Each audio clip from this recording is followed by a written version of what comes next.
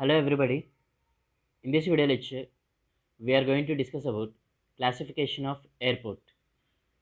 Basically, we all know that airport is the facility where land transport can be connected to air transport. It means where the passengers can be connected from land transport to air transport. Understand? No?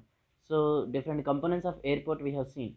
It means like terminal building, apron, taxiway, runway, hangar. Okay, now so these are all the different components of airport, and different components of are different characteristics of aircrafts. Understand? Also, the like the size of aircraft, the speed of aircraft, and the type of engine what we are using to run the airport, to run the aircraft. Understand? So these are all the different. It means the basic different parameters what we should consider. Okay, so based on all these parameters, the airports have been classified into different types. Okay, now.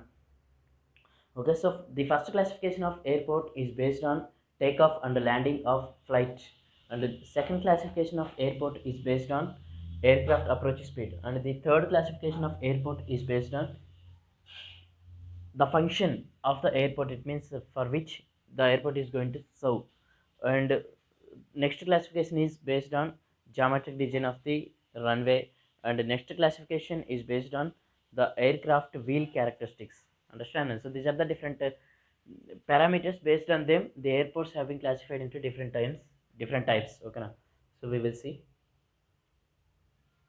First classification is based on takeoff and landing. Okay, now so aircraft can have different ways to take off and land.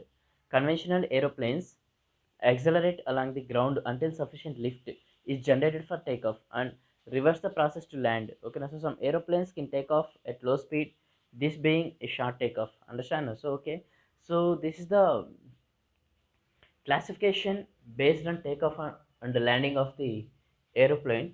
Understand? So based on the, it means generally the aircrafts or aeroplanes will take off or will land upon the runway within the airport. Okay, now it means that takeoff and the landing of aircraft is depending upon the dimensions of the runway. Okay, now so that according to this category, the airports have been classified into four types: CTOL airport, RTOL airport, STOL airport, VTOL airport. Okay, now so CTOL airport means conventional takeoff and landing airport. Okay, now so it means whenever the runway length of the airport is greater than 1500 meters, it means 1.5 meter. Understand? So in that case, the airport will be called as conventional takeoff and landing airport. And the next one is the RTOL. It means reduced takeoff and landing airport. Whenever the runway length of airport is in between 1000 meters to 1500 meters, in that case the airport is called as reduced takeoff and landing airport. And next type of airport is STOL airport. It means short takeoff and landing airport. Whenever the runway length is in between 500 to 1000 meters, in that case the airport will, it means the airport will be called as STOL airport. And the next one is the VTOL airport, vertical takeoff and landing airport. Whenever the runway length of the airport is, it means it is not depending upon the length, it is depending upon the area of the runway. Understand? No? So whenever the area of the runway surface, understand? So area of the runway is about 25 to 50 square meters. Understand? 50 square meter. In that case, the airport will be called as vertical takeoff and landing airport. This is the classification of airport based on takeoff and landing. And the next classification is based on aircraft approach speed. Approach speed is nothing but the speed at which the aircraft from air, understand? So it is reaching the, or it is landing on the runway. Okay, so that is called as a approach speed. Approach speed is nothing but the speed at which the aircraft is landing on the runway. Understand? So that is called as approach speed. Okay, so based on that, different categories of airports are there. Understand? So like A, B, C, D, E, five categories of airports are there. Okay, so if the speed of the, it means if the approach speed of the aircraft is less than 91 knots, 1 knot is nothing but 1.85 kilometers per hour. Okay, now so whenever the approach speed is less than 91 knots, in that case the airport, it means in that case the airport to be provided as category A. Okay, now and in the In the same way, when approach speed is in between 91 to 120 knots, in that case the airport we have to provide category B airport. And whenever the approach speed is 120 to 140, in that case category C airport we have to provide.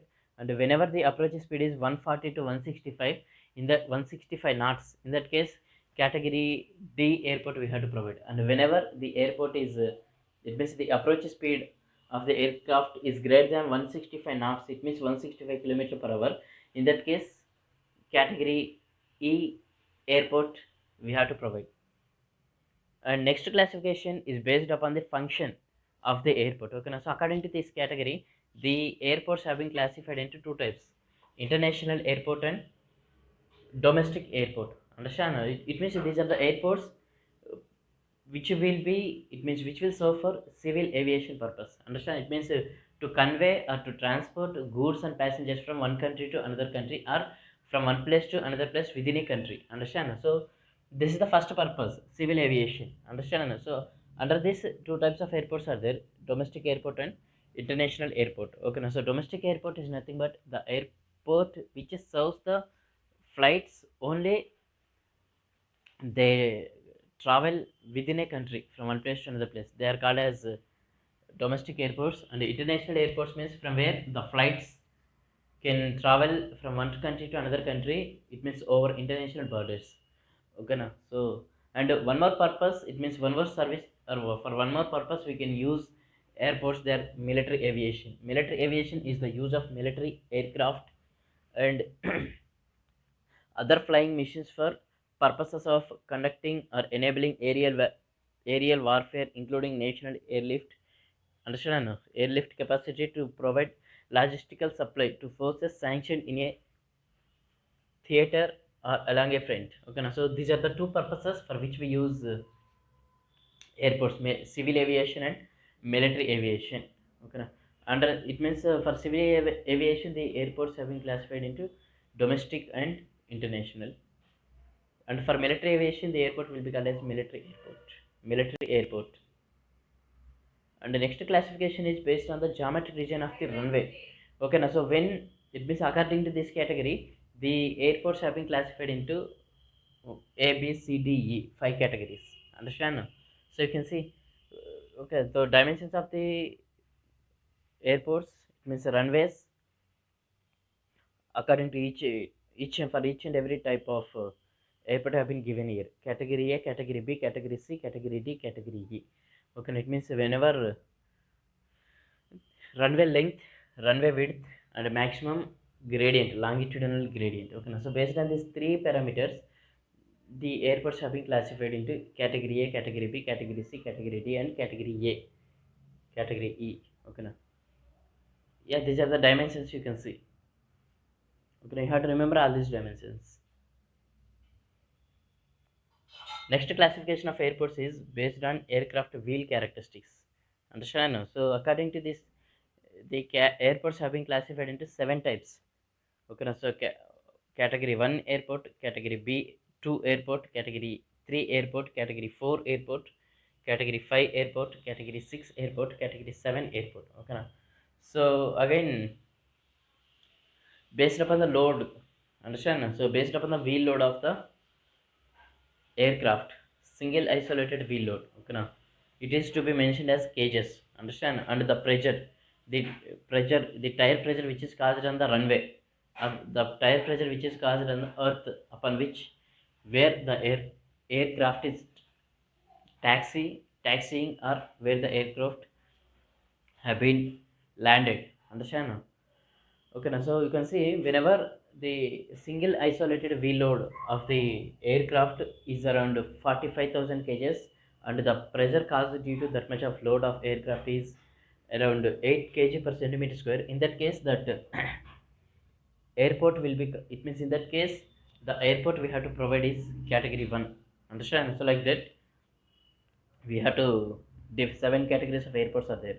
Okay, now like wheel load is 34,000, and pressure is around 7 kg per centimeter square, category 2, and the wheel load is 27,000 kgs, and the pressure is 7 kg per centimeter square. In that case, the airport category 3 we have to provide. And wheel load is 20,000 and the tire pressure is around 7 kg per centimeter square. In that case, category 4 airport we have to provide. Understand like that. Coming to category 7, wheel load will be 2000 kgs and the tire pressure caused due to that much of load is 2.5 kg centimeter square. Okay, now. So these are all the different classifications of airport based on different parameters.